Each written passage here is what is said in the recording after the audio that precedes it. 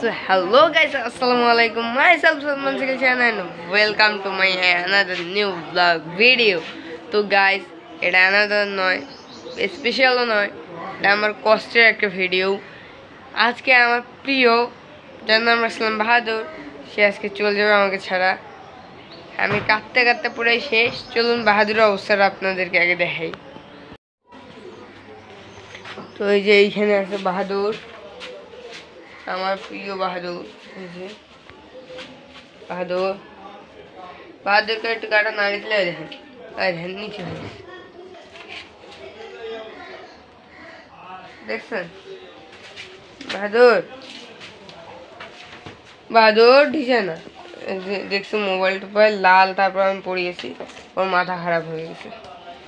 আমি আরে বাবা, এটা আমি তো লাল পরি আর হলুদ পরি আর সাদা পরি, তো সমস্যা কি? আমি তো তোমাকেই।